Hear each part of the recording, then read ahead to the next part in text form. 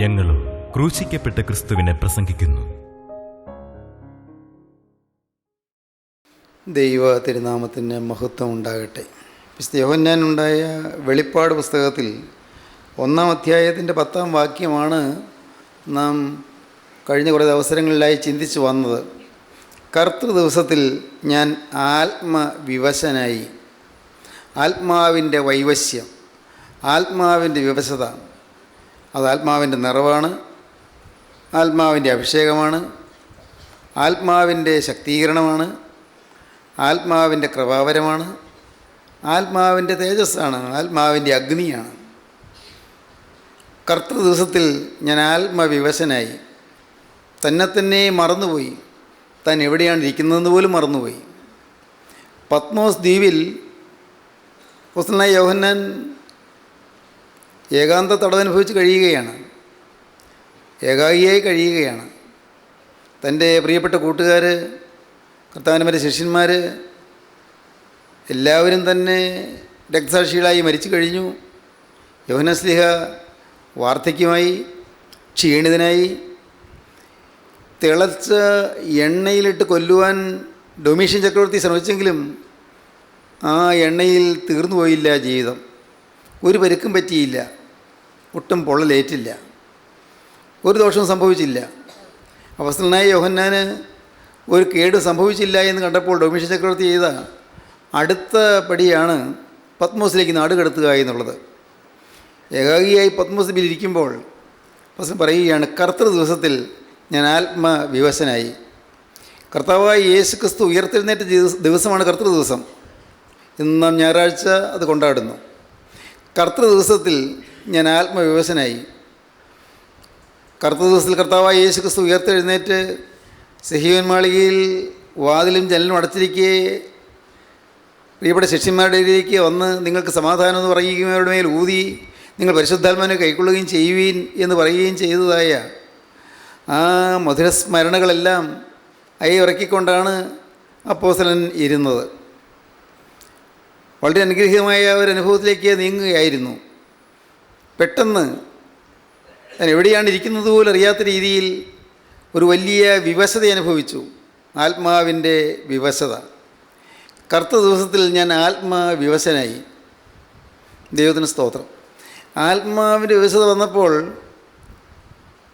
എൻ്റെ ജീവിതത്തിൽ ഉണ്ടായിരുന്ന വേദനകൾ മറന്നു, കഷ്ടതകൾ മറന്നു, ദുരിതങ്ങൾ മറന്നു, യാതനകൾ മറന്നു, ഒറ്റപ്പെടുത്തലുകൾ മറന്നു, എല്ലാം മറന്നു.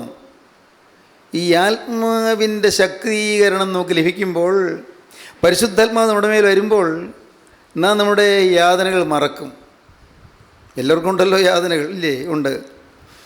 നമ്മുടെ പ്രശ്നങ്ങൾ നാം മറക്കും, നമ്മുടെ രോഗത്തിൻ്റെ വേദനകൾ മറക്കും, നമ്മുടെ ഹൃദയത്തിൻ്റെ ആകുലങ്ങൾ മറക്കും, നമ്മുടെ മനസ്സിൻ്റെ അവലാധികൾ മറക്കും, നമ്മുടെ ജീവിതത്തിലെ പ്രശ്നങ്ങൾ മറക്കും. കർത്താവിൻ്റെ ആത്മാവ് നമ്മുടെ ഉള്ളത്തിൽ നിറയുക എന്നുള്ളത് ഒരു വലിയ ആത്മീയ അനുഭൂതിയാണ്. എല്ലാം മറക്കും. അപ്പോസ്തലനായ യോഹന്നാന് ഉണ്ടായ അനുഭവം പ്രയാസങ്ങളും ക്ലേശങ്ങളും എല്ലാം മറന്നുപോയി. ആത്മാവിൻ്റെ വിവശത എന്താണെന്ന് മനസ്സിലായില്ല. ഏതോ ഒരു പ്രത്യേക അനുഭൂതിയിലേക്ക് കടന്നു വരികയാണ്. ഒരു പ്രത്യേക സന്തോഷം, ഒരു പ്രത്യേക സമാധാനം, അല്ലെങ്കിൽ ഒന്നുകൂടി കൃത്യപ്പെടുത്തി പറഞ്ഞാൽ ഒരു പ്രത്യേക സ്നേഹം. അതാണ് സ്നേഹം. നാം ഈ സ്നേഹം എന്ന് പറയുന്ന സ്നേഹമല്ല, ആന്തരികമായ സകല ബാധകളും നീക്കുന്നതായൊരു സ്നേഹം, സന്തോഷത്തിൻ്റെ തികവേറിയ സ്നേഹം. പരിശുദ്ധാത്മാവിൻ്റെ ആ വിവശത വരുമ്പോൾ നമ്മുടെ ഹൃദയം സന്തോഷം കൊണ്ട്, ആനന്ദം കൊണ്ട്, സന്തോഷം കൊണ്ട് അങ്ങ് തന്നെ മറന്നു പോകുന്ന അനുഭവത്തിലേക്ക് നാം വരും. ദൈവത്തിന് സ്തോത്രം. എനിക്കിവിടെ ഇരുന്നാൽ മതിയെന്ന് നമുക്ക് തോന്നിപ്പോകും, ഇവിടുന്ന് മാറണ്ടായെന്ന് തോന്നിപ്പോകും, കർത്താവിൻ്റെ പാദപീഠത്തിൽ തന്നെ ഇരിക്കുന്നത് നല്ലതെന്ന് തോന്നിപ്പോകും. അതുകൊണ്ടാണ് ഒരിക്കൽ മറുമലയിൽ വെച്ച് അപ്പോസ്തലനായ പത്രോസ് കർത്താവിനോട് പറഞ്ഞു, കർത്താവേ, നാം ഇവിടെ ഇരിക്കുന്നത് നല്ലത്, ഇനി ഇറങ്ങി പോകണ്ട, ഈ താബോറിൽ നമുക്ക് താഴോട്ട് പോകണ്ട, ഇവിടെ ഇരുന്നാൽ മതി. കർത്താവേ, നാം ഇവിടെ ഇരിക്കുന്നത് നല്ലത്, താബോറിൽ നിന്ന് താഴോട്ട് പോകണ്ട, താഴ്വരയിലേക്ക് പോകണ്ട, ഈ താബോർ മലയുടെ മുകളിൽ കർത്താവേ ഈ സ്വർഗീയമായ സദസ്സിൽ ഇരുന്നാൽ മതി. ഏറ്റവും പ്രശോഭിതമായ തേജോമയമായ ആ പ്രകാശധാരയിൽ കർത്താവായ യേശു ക്രിസ്തു മോശയും ഏലിയാവും ചേർന്നിരുന്നിരിക്കുന്ന ആ സ്വർഗീയ കൂട്ടായ്മ, അതിനോട് ചേർന്നിരിക്കാൻ പത്രോസിനും യോഹന്നാനും യാക്കോവിനുമാണ് ഭാഗ്യം കിട്ടിയത്. ഈ ഭൂമിയിൽ കിട്ടുന്ന വലിയൊരു ഭാഗ്യമാണത്. സ്വർഗീയ സദസ്സിലേക്ക് ഉയർന്നു ചെല്ലുക, സ്വർഗീയ സദസ്സിൽ പോയി ഇരിക്കാൻ ഒക്കുക. സ്വർഗീയ സദസ്സ്, ദൈവത്തിന് സ്തോത്രം. ദൈവത്തിൻ്റെ വലിയ നാമം മഹത്വപ്പെട്ടില്ലേ. നമുക്ക് ഇപ്പോൾ ഇതൊന്നും അത്ര കണ്ടങ്ങ് മനസ്സിലാവില്ല. ഞാനിതൊക്കെ ചിന്തിക്കുമ്പോൾ ഞാൻ ചിന്തിക്കും, ഒരു ദിവസം, അധികം താമസിയാതൊരു ദിവസം കർത്താവേ നിൻ്റെ രാജ്യത്തിൽ വരുമ്പോൾ അന്ന് ഇതെല്ലാം മനസ്സിലാകും. ഇപ്പോൾ എനിക്കിതൊന്നും മനസ്സിലാവുകയില്ല. ഇപ്പോൾ എൻ്റെ ഈ ചെറിയ ബുദ്ധിയിൽ ഇതൊന്നും കൊള്ളുകയുമില്ല. എൻ്റെ നിസ്സാരമായ മനസ്സിലിതൊന്നും ഉൾക്കൊള്ളുകയുമില്ല. അന്ന് അവിടെ വരുമ്പോൾ എല്ലാം മുഖാമുഖമായി കാണുമല്ലോ. ഇപ്പോൾ കണ്ണാടിയിൽ കടമൊഴിയായി കാണുന്നു, അപ്പോൾ മുഖാമുഖമായി കാണും. ദൈവത്തിന് സ്തോത്രം. സഹോദരങ്ങളെ, നിങ്ങൾ തീർച്ചയായും പ്രാർത്ഥിക്കണം, കർത്താവേ ആത്മാവിന് വിവശത തരണമേ എന്ന്. ആത്മാവിൻ്റെ വിവശത, ആത്മാവിൻ്റെ ശക്തിയായ ആ നിറവിൻ്റെ അനുഭവം തരണമേ നിങ്ങൾ പ്രാർത്ഥിക്കണം. ആത്മാവിൻ്റെ അഭിഷേകത്തിൻ്റെ ശക്തി എൻ്റെ മേൽ പകരണമേ എന്ന് പ്രാർത്ഥിക്കണം. പരിശുദ്ധാത്മാവിനിൽ നിറയണമേ എന്ന് പ്രാർത്ഥിക്കണം. ഞാനല്ലാതായി മാറണമേ എന്ന് പ്രാർത്ഥിക്കണം. എൻ്റെ പഴയ മനുഷ്യൻ മരിച്ച് തീരണമേ എന്ന് പ്രാർത്ഥിക്കണം. ഒരു പുതിയ മനുഷ്യനിൽ ഉയർത്തെഴുന്നേറ്റ് നിൽക്കണമേ എന്ന് പ്രാർത്ഥിക്കണം. ആത്മാവിൻ്റെ വിവശത. ഇബ്താഹ് ആത്മാവിൻ്റെ വിവശത വന്നപ്പോൾ ഇബ്താഹ് ശത്രുവിൻ്റെ മേൽ ജയം പ്രാപിച്ചു. ഇബ്താഹിൻ്റെ മേൽ ആത്മാവ് വന്നു, ഇബ്താഹിന് ശത്രുവിൻ്റെ മേൽ ജയം കിട്ടി എന്ന് നാം ചിന്തിച്ചതാണ്. ശിംശോന് ആത്മാവിൻ്റെ വിവശത വന്നു, ആത്മനിറവ് കിട്ടി. അപ്പോൾ ശിംശോൻ്റെ ബന്ധനങ്ങൾ അഴിഞ്ഞു. ഇബ്താഹിന് വിക്ടറി, ശിംശോന് ലിബർട്ടി, സ്വാതന്ത്ര്യം, ബന്ധനം അഴിഞ്ഞു. ദാവീദ് രാജാവിന് ആത്മാവിൻ്റെ വിവശത വന്നപ്പോൾ സ്തുതി ലഭിച്ചു, വർഷിപ്പ്, സ്തുതി, വർഷിപ്പ് ലഭിച്ചു, ആരാധന ലഭിച്ചു, സ്തുതി. ദൈവത്തിന് സ്തോത്രം. ആത്മാവിൻ്റെ വിവശത വന്നപ്പോൾ യെഹെസ്കേൽ പ്രവാചകന് പ്രവചനം ലഭിച്ചു, പ്രൊഫസി. ആത്മാവിൻ്റെ വിവശത വരുമ്പോൾ ഈ അനുഭവങ്ങളെല്ലാം കിട്ടും. പ്രവചനം ലഭിച്ചു, പ്രവചനം. ആത്മീയ ലോകത്തെ രഹസ്യങ്ങൾ മനസ്സിലാകും. വരാനിരിക്കുന്ന കാര്യങ്ങൾ വെളിപ്പെട്ട് കിട്ടും. വരാനിരിക്കുന്ന കാര്യങ്ങൾ ദൈവം തൻ്റെ ദാസന് വെളിപ്പെടുത്തി കൊടുക്കും. ദൈവത്തിന് സ്തോത്രം. മറഞ്ഞിരിക്കുന്ന രഹസ്യങ്ങൾ വെളിപ്പെടുത്തി കൊടുക്കും. യെരൂശലേം ദേവാലയത്തിൽ നടക്കുന്ന തിന്മകളെക്കുറിച്ചുള്ളതായ ദർശനമാണ് ലഭിച്ചത്. യെഹെസ്കേൽ പ്രവാചകനെ ആത്മാവ് എടുത്തുകൊണ്ടുപോയി യെരൂശലേമിൽ കൊണ്ടുപോയി കാണിച്ചു കൊടുത്തു. ഈഖാബോധ്, ഈഖാബോധ് എന്താണത്? മഹത്വം പോയി. യെരൂശലേം ദേവാലയത്തിൽ പുറമേയെല്ലാം മഹത്വമുണ്ട്, പുറമേയെല്ലാം ചട്ടംകെട്ടുകളുമുണ്ട്. പുറമെ മനോഹരമായ ദേവാലയമാണ്, അധികം സുന്ദരമായി പണിതിരിക്കുന്ന ദേവാലയമാണ്. എന്നാൽ ആ യെരൂശലേം ദേവാലയത്തിൽ മ്ലേച്ഛതകൾ നടമാടുന്നു. ദേവാലയത്തിനുള്ളിൽ മ്ലേച്ഛതകൾ. ഇതാണ് പ്രവാചകന് കാണിച്ചു കൊടുത്തത്. യെഹെസ്കേൽ ആത്മവിവശതയിൽ എല്ലാം കണ്ടു. യെഹെസ്കേൽ ഇരുന്ന് കരയുകയാണ്. ദൈവമേ, എന്താണ് ഇതിൻ്റെ പര്യവസാനം? ദൈവതേജസ്സ് മാറിപ്പോകുന്നു. ദൈവതേജസ്സ് കരുവുകളിൽ നിന്ന് പൊങ്ങി ആലയത്തിന് ഉമ്മരപ്പടിക്കൽ പോയിരിക്കുന്നു. ഉമ്മരപ്പടിക്കൽ നിന്ന് പോയി അത് കിഴക്ക് ഒലിവ് പർവ്വതത്തിന് മുകളിൽ പോയിരിക്കുന്നു. അങ്ങ് മാറി ദൂരെ പോവുകയാണ്. ആത്മാവിൻ്റെ തേജസ് മാറി ദൂരെ പോകുന്നു. മഹത്വം പോയി, എല്ലാം പോകുന്നു. മഹത്വം പോവുകയാണ്, മഹത്വം വിട്ടുപോവുകയാണ്. ഒരു കാലത്ത് ദൈവമഹത്വം ഉണ്ടായിരുന്നു, ഒരു കാലത്ത് തേജസ് ഉണ്ടായിരുന്നു. പക്ഷേ അത് മഹത്വം പോയി. ഈഖാബോധ്, മഹത്വം പോയി എന്ന് പറഞ്ഞ് ഫിനെഹാസിൻ്റെ ഭാര്യ കുഞ്ഞിന് ഈഖാബോധ് എന്ന് പേരിട്ടു. ശമൂവേൽ പ്രവാചകൻ്റെ പുസ്തകത്തിലെ വാക്യമാണ്. മഹത്വം പോയി എന്ന് പറഞ്ഞ് മയപ്പനായ എലി പുരോഹിതൻ മരിച്ചു, ഫിനെഹാസും ഹൊഫിനിയും മരിച്ചു. എല്ലാം നഷ്ടപ്പെട്ടു. ദൈവത്തിന് പെട്ടകം പിടിവിട്ടുപോയി, നഷ്ടപ്പെട്ടു. തേജസ് പോയി. ആ പാവം സ്ത്രീ പ്രസവവേദനയിൽ വിഷമിച്ച് പൊളഞ്ഞുകൊണ്ട് കുഞ്ഞിനെ പ്രസവിച്ചു. കുഞ്ഞിന് പേരിട്ടു ഈഖാബോധ്. മഹത്വം പോയി. ഇന്ന് അനേകരിൽ നിന്ന് മഹത്വം പോയിരിക്കുകയാണ്. മഹത്വം പോയി എന്ന് കാണണമെങ്കിൽ ആത്മാവിൻ്റെ വിവശത വരണം. മഹത്വം പോയി. ഇന്ന് അനേക കുടുംബങ്ങളിൽ നിന്ന് മഹത്വം പോയി. ശാപഗ്രസ്തമായ കുടുംബങ്ങൾ, ബാധകളേറ്റ് ഉലയുന്ന കുടുംബങ്ങൾ, വലയുന്ന കുടുംബങ്ങൾ, രോഗബാധയിൽ അഴലുന്ന കുടുംബങ്ങൾ, സമാധാനം നഷ്ടപ്പെട്ടു പോയ കുടുംബങ്ങൾ, ഭാര്യയും ഭർത്താവും ഛിദ്രിച്ച് കഴിയുന്ന കുടുംബങ്ങൾ, വിവാഹമോചനത്തിൻ്റെ വക്കിലെത്തി കുടുംബങ്ങൾ, രോഗബാധയിൽ അഴലാണ്ട് വലയുന്ന കുടുംബങ്ങൾ. പ്രിയപ്പെട്ടവരെ, ഇന്ന് അനേക കുടുംബങ്ങളിൽ നിന്ന് മഹത്വം പോയി, ദൈവത്തിൻ്റെ മഹത്വം പോയി. മഹത്വം എന്ന് നമ്മുടെ കുടുംബങ്ങളിൽ വസിക്കണം. ദൈവമഹത്വം, ദൈവ സാന്നിധ്യം. ദൈവസാന്നിധ്യം മനുഷ്യൻ്റെ ഹൃദയത്തിൽ ഉണ്ടായാലേ നമ്മുടെ കുടുംബത്തിൽ ദൈവസാന്നിധ്യം ഉണ്ടാകൂ. എൻ്റെ ഹൃദയത്തിൽ ദൈവസാന്നിധ്യം ഉണ്ടായാൽ ഞാനിരിക്കുന്ന വാഹനത്തിൽ ദൈവസാന്നിധ്യം ഉണ്ടാകും. ഞാൻ ബസ്സിൽ കയറിയാൽ അവിടെ ദൈവസാന്നിധ്യം ഉണ്ടാകും. എൻ്റെ ഹൃദയത്തിൽ ദൈവസാന്നിധ്യം ഉണ്ടെങ്കിൽ ഞാൻ ട്രെയിനിൽ കയറിയാൽ അവിടെ ദൈവസാന്നിധ്യം ഉണ്ടാകും. എൻ്റെ ഹൃദയത്തിൽ ദൈവസാന്നിധ്യം ഉണ്ടെങ്കിൽ ഞാൻ യാത്ര ചെയ്യുമ്പോൾ ദൈവസാന്നിധ്യം ഉണ്ടാകും. ദൈവ തേജസ് ഉണ്ടാകും.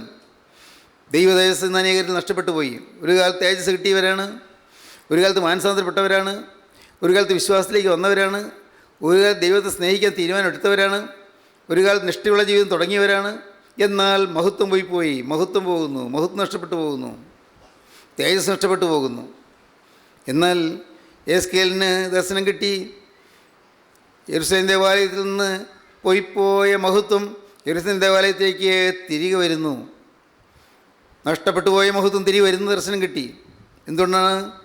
അവിടെ ചിലരിരുന്നു കൊണ്ട് ആലയത്തിൽ നടക്കുന്ന മ്ലേച്ഛതകളെ ഓർത്ത് നെടുവീർപ്പിട്ട് കരയുന്നു. മഹത്വം തിരികെ കിട്ടാനുള്ള മാർഗ്ഗം അതാണ്. ആലയത്തിൽ നടക്കുന്ന മ്ലേച്ഛതകളെ ഓർത്ത് നെടുവീർപ്പിട്ട് കരഞ്ഞാൽ മഹത്വം തിരികെ വരും. ആലയത്തിൽ നടക്കുന്ന മ്ലേച്ഛതകളെ ഓർത്ത് നെടുവീർപ്പിട്ട് കരയുന്ന പുരുഷന്മാർ അവരുടെ നെറ്റിയിൽ അടയാളം ഇട്ടു. എസ്കേൽ 9-ാം അധ്യായം വായിക്കുമ്പോൾ കാണാം. ആലയത്തിൽ നടക്കുന്ന മ്ലേച്ഛതകളെ ഓർത്ത് നെടുവീർപ്പിട്ട് കരയുന്ന പുരുഷന്മാരുടെ നെറ്റിയിൽ അടയാളം ഇടുക എന്ന് കൽപ്പിച്ചു.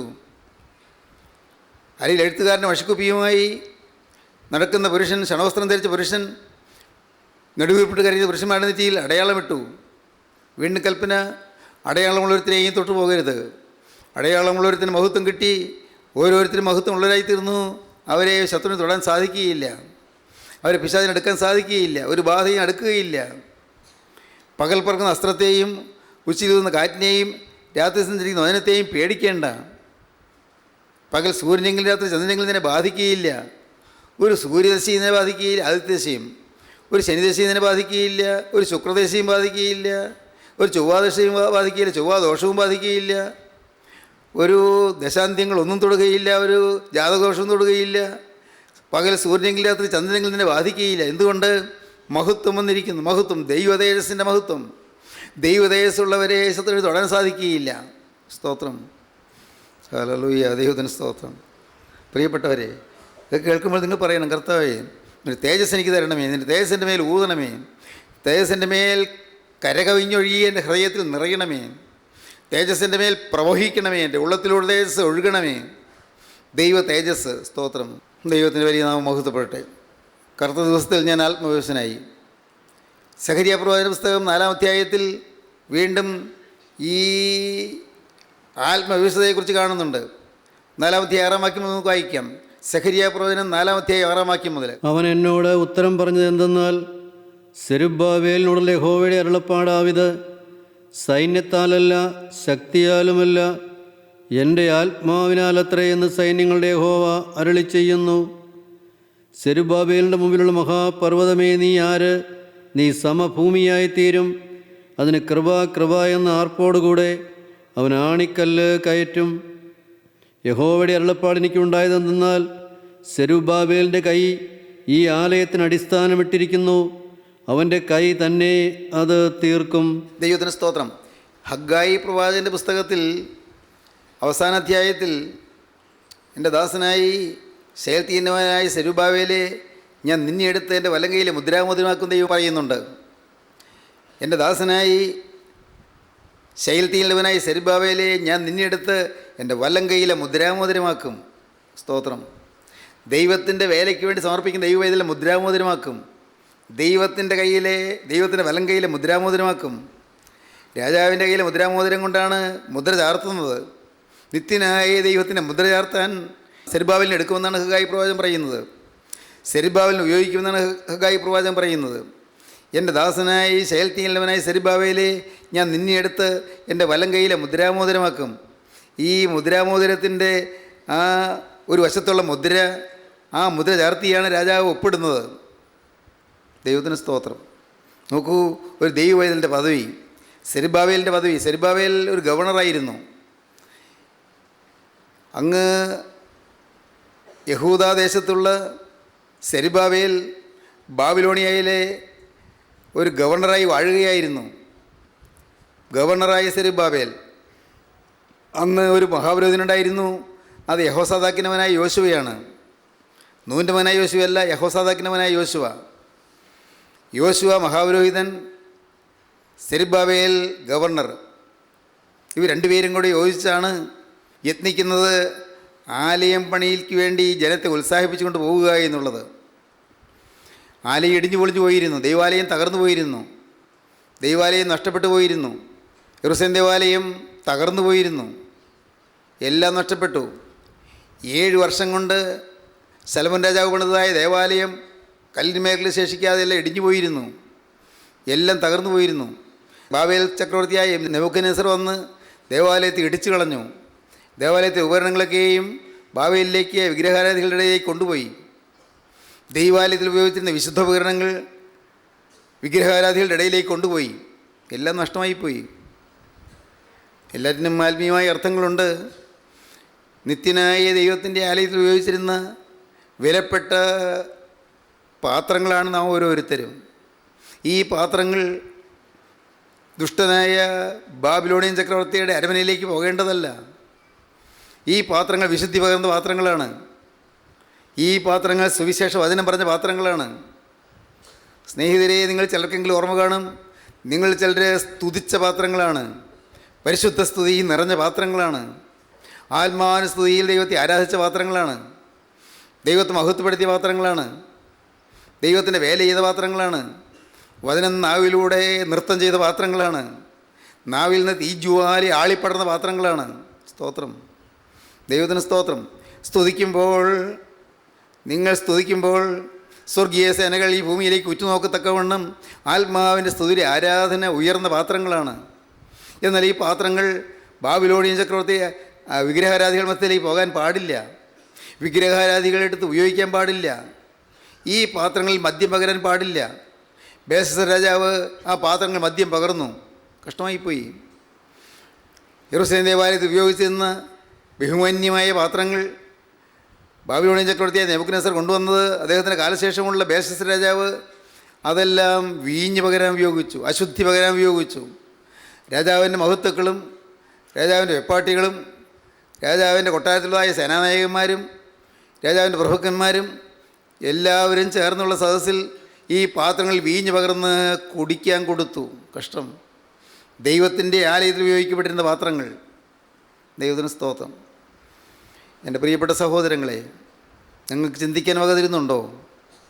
ദൈവം ഒരു കാലത്ത് നിങ്ങൾ ഉപയോഗിച്ചിരുന്നു. ദൈവം തൻ്റെ വിശുദ്ധി പകർന്ന പാത്രങ്ങളായിരുന്നു.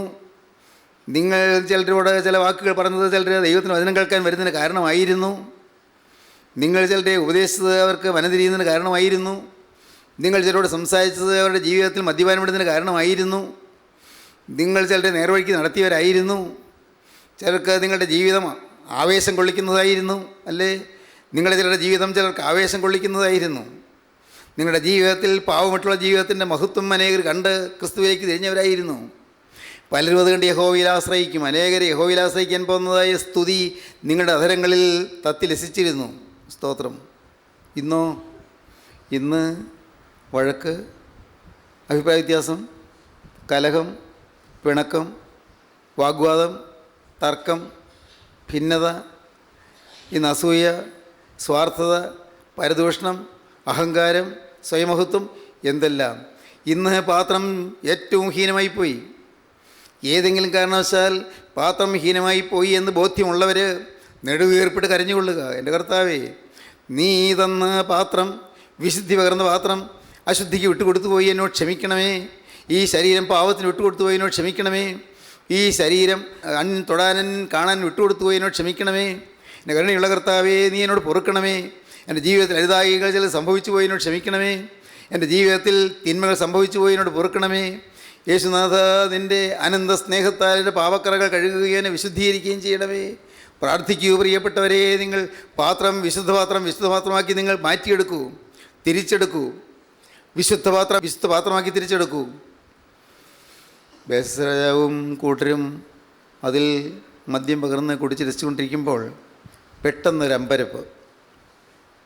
എല്ലാവരുടെയും മുഖത്തൊരു ഒരു ഒരു വെപ്രാളം, പരിഭ്രമം. എന്താണാവോ?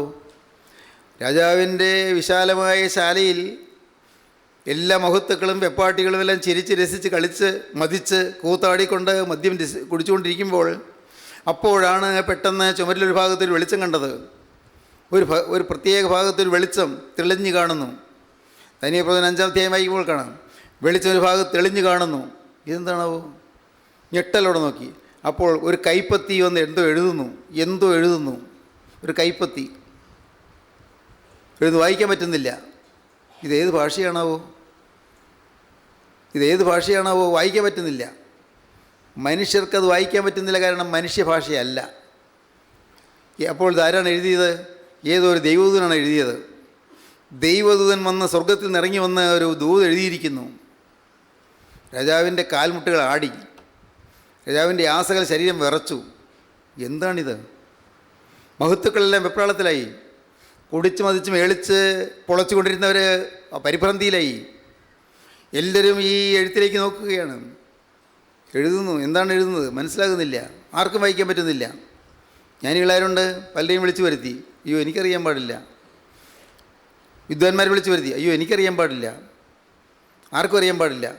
അപ്പോഴാണ് ദാനിയേലിൻ്റെ കാര്യം ഓർമ്മ വന്നത്. നാട്ടിൽ ദിവ്യാത്മാവിൻ്റെ വിജ്ഞാനമുള്ള ഒരു പുരുഷനുണ്ട്. ഹല്ലേലൂയ, ദൈവത്തിന് സ്തോത്രം. പരിശുദ്ധാത്മാവിൻ്റെ പ്രകാശമുള്ളൊരു പുരുഷനുണ്ട്. അവനെ ഒന്ന് വിളിച്ചു വരുത്താം, അവന് പറ്റുമോ നോക്കാം. ദാനിയേൽ വന്നു, പറഞ്ഞു, തിരുമേനി, ഞാൻ അർത്ഥം പറയാം, വായിക്കുകയും ചെയ്യാം. അത് നിത്യനായ ദൈവത്തിൻ്റെ അരുളപ്പാടാണ്. രാജാവേ, അങ്ങയോടുള്ള അരുളപ്പാടാണ്. നിത്യനായ ദൈവത്തിൻ്റെ അരുളപ്പാടാണ്. ഞാൻ വായിക്കാം. മെനെ മെനെ തേക്കേൽ ഊഫർസീൻ. മെനെ മെനെ തേക്കേൽ ഊഫർസീൻ. ദാനിയേൽ വായിച്ചു. ദിവ്യജ്ഞാനമുള്ള ദാനിയേൽ വായിച്ചു. സ്വർഗീയ നല്ലവരുള്ള ദാനിയേൽ വായിച്ചു. ആത്മപ്രകാശമുള്ള ദാനിയേൽ വായിച്ചു. പരിശുദ്ധാത്മ നിറവുള്ള ദാനിയേൽ വായിച്ചു. വിശുദ്ധാത്മാവിൻ്റെ ശക്തീകരണമുള്ള ദാനിയേൽ വായിച്ചു. മെനെ മെനെ തേക്കേൽ ഊഫർസീൻ. ദൈവത്തിൻ്റെ സ്തോത്രം. ദൈവത്തിൻ്റെ വലിയ നാമം മഹത്വപ്പെടട്ടെ. അർത്ഥമോ? രാജാവേ, ദൈവം നിന്നെ തുലാസിൽ തൂക്കി നോക്കി നിന്നെ കുറവുള്ളവനായി കണ്ടിരിക്കുന്നു. യഹോവയായ ദൈവത്തിൽ ചെയ്യുന്നു, ഞാൻ നിന്നെ തുലാസിൽ തൂക്കി നോക്കി നിന്നെ കുറവുള്ളവനായി കണ്ടിരിക്കുന്നു. ദൈവം ബേസസ് രാജാവിന് കൊടുക്കുന്ന അരുളപ്പാടാണ്. ഞാൻ നിന്നെ തുലാസിൽ തൂക്കി നോക്കി നിന്നെ കുറവുള്ളവനായി കണ്ടിരിക്കുന്നു. അതുകൊണ്ട് ഞാൻ നിന്നെ രാജ്യം വിഭജിച്ച് മേദ്യ പാർസ്യ ജാതികൾക്ക് കൊടുക്കും. ദൈവത്തിന് സ്തോത്രം. രാജാവ് പരിഭ്രാന്തനായി, ഏതാണ്ട് ബോധം ക്ഷയിച്ചതുപോലെ കിടന്നു. എല്ലാവരും അമ്പരപ്പിലായി. ഇതാ കേൾക്കാം ഒരു ശബ്ദം, ഒരു ഭീകര ശബ്ദം. എന്താണ്? പടയോട്ടം. സൈന്യസന്നാഹത്തോടെ മേദ്യപാർസ്യ സൈന്യം വന്ന് കയ്യേറുന്നു. പേർഷ്യൻ സാമ്രാജ്യത്തിൻ്റെ സൈന്യം വന്ന് കയ്യേറുന്നു. പേർഷ്യൻ സാമ്രാജ്യത്തിലെ ഡേറിയസ് ചക്രവർത്തിയുടെ പടയാളികൾ വന്ന് ഈ ബാബിലോണിയൻ സാമ്രാജ്യം കീഴടക്കി. അന്നൊരൊറ്റ രാത്രി കൊണ്ട് ബേസസ് രാജാവ് വധിക്കപ്പെട്ടു. മാത്രമല്ല, ദൈവത്തിൻ്റെ ആലയത്തിലെ വിശുദ്ധ പാത്രത്തിൽ അശുദ്ധി പകർന്ന ബേസസ് രാജാവ് വധിക്കപ്പെട്ടു. ദൈവത്തിൻ്റെ ആലയത്തിലെ വിശുദ്ധ പാത്രത്തിൽ അശുദ്ധി പകർന്ന ദുഷ്ടനായ ബേസസ് രാജാവ് വധിക്കപ്പെട്ടു. രാജാവിൻ്റെ രാജ്യം അത് അന്യൻ്റെ കൈവശത്തിലായിപ്പോയി. സഹോദരങ്ങളെ, കാലത്തിന് ചുവരെഴുത്ത് വായിപ്പീൻ. മറക്കരുത്, കാലത്തിന് ചുവരെഴുത്ത്. ദൈവത്തിൻ്റെ വചനം വ്യക്തമായി പറയുന്നു, മകനെ, നീ അതിവേഗം മനംതിരിഞ്ഞുകൊള്ളുക. നിനക്ക് തിരിയാൻ അവസരം കിട്ടുന്നതിന് മുൻപ് ശത്രുവിനെ വെട്ടി വീഴിക്കും. അതുകൊണ്ട് ഇനി ഒരു നിമിഷം വൈകാതെ നീ വേഗം മനംതിരിഞ്ഞുകൊള്ളുക. മകളെ, നീ അതിവേഗം മനംതിരിഞ്ഞുകൊള്ളുക. നിന്റെ ജീവിതത്തിലെ പാവത്തോടെ നീ യാത്ര പറഞ്ഞുകൊള്ളുക. നിന്റെ ജീവിതത്തിലെ പാവങ്ങളോർത്ത് നെടുവീർപ്പിട്ടുകൊള്ളുക. ആലയത്തിൽ നടക്കുന്ന സകല മ്ലേച്ഛതകളെ നിമിത്തം നെടുവീർപ്പിട്ട് കരഞ്ഞുകൊള്ളുക. ഒട്ടും വൈകല്ലേ, അതിവേഗം മനംതിരിയുക. പോയ മഹത്വം തിരികെ വരട്ടെ. ദൈവ തേജസ് മടങ്ങി വരട്ടെ. ദൈവത്തിൻ്റെ ആത്മാവിലേക്ക് മടങ്ങി വരട്ടെ. ദൈവത്തിൻ്റെ ക്രമങ്ങളിലേക്ക് ഒഴുകി വരട്ടെ. ദൈവത്തിൻ്റെ ശക്തി നിങ്ങൾക്ക് വീണ്ടും ലഭിക്കട്ടെ. പരിശുദ്ധാത്മ നിറവ് നിങ്ങൾക്ക് ലഭിക്കട്ടെ. നഷ്ടപ്പെട്ടു പോയ അനുഗ്രഹങ്ങൾ മടങ്ങി വരട്ടെ. നഷ്ടപ്പെട്ടു പോയ പർദീസ തിരികെ കിട്ടട്ടെ. സ്വർഗീയ മഹത്വം നിങ്ങളിലേക്ക് ഒഴുകി വരട്ടെ. യേശുക്രിസ്തുവിൻ്റെ രക്തം നിങ്ങളെ കഴുകട്ടെ. പരിശുദ്ധാത്മ ശക്തി നിങ്ങളുടെ മേൽ പരിലസിക്കട്ടെ. ദൈവത്തിൻ്റെ ആത്മാവ് നിങ്ങളിലേക്ക് ആവസിക്കട്ടെ. ഇന്ന് ഇത് കേട്ടുകൊണ്ടിരിക്കുമ്പോൾ നിങ്ങൾ ഓരോരുത്തരും നിങ്ങളുടെ ഹൃദയത്തിൽ ദൈവത്തോട് പറയുവിൻ, കർത്താവേ, ഇനി ഒരു നിമിഷം വൈകുകയില്ല. ഞാനിതാ മടങ്ങി വരുന്നു, ഞാനിതാ തിരികെ വരുന്നു. യേശുനാഥ, ഞാനിതാ മടങ്ങി വരുന്നു. എന്നോട് കരുണ ചെയ്യണമേ, എന്നോട് മനസ്സിലെയ്യണമേ. എൻ്റെ പാപങ്ങൾ ഓർക്കല്ലേ, എൻ്റെ മേൽ കണക്കിടല്ലേ, പാപങ്ങൾ കണക്കിടല്ലേ. നാഥ, നീ അകൃത്യങ്ങളെ ഓർമ്മ വെച്ചാൽ ആര് നിലനിൽക്കും? യേശുവേ, എന്നോട് മനസ്സിലെയ്യണമേ. നമുക്ക് പ്രാർത്ഥിക്കാം. സ്നേഹവാനേ മഹാകാരുണ്യവാനായ ഞങ്ങളുടെ സ്വർഗീയ പിതാവേ, ഈ മനോഹരമായ സമയത്തിനായി സ്തോത്രം. നഷ്ടപ്പെട്ടു പോയ മഹത്വം തിരികെ കിട്ടുവാൻ ഞങ്ങളുടെ ഹൃദയത്തിൽ അനുതാപത്തിൻ്റെ കണ്ണീര് തരണമേ എന്ന് പ്രാർത്ഥിക്കുന്നു. എല്ലാവരെയും അനുഗ്രഹിക്കണമേ കർത്താവേ. മഹത്വം തിരികെ കിട്ടുന്ന മഹാഭാഗ്യം എല്ലാവർക്കും നൽകണമേ. എല്ലാവരെയും തേജസ്സോടെ നിറയ്ക്കണമേ. ജീവനുള്ള പരിശുദ്ധാത്മാവിലൂടെ ആവസിക്കണമേ. തിരുനാമം മഹത്വപ്പെടുത്തണമേ. യേശുവിൻ നാമത്തിൽ തന്നെ ആമീൻ.